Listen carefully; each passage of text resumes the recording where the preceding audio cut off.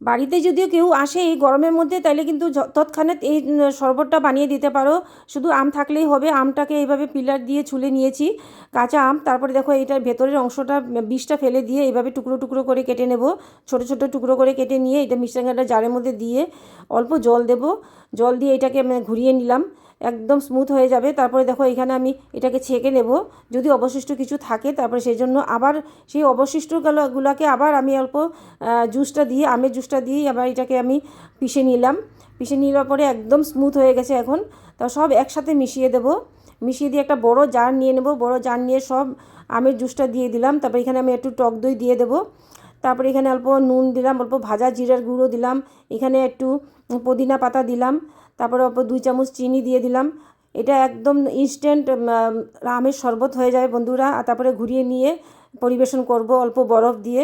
অতিথিরাও খুশি হয়ে যাবে এটা যদি খাওয়াতে পারো, আর নিজেরাও কিন্তু শরীর শীতল হয়ে যাবে। কাঁচা আম খেলে শরীর একদম ঠান্ডা থাকে।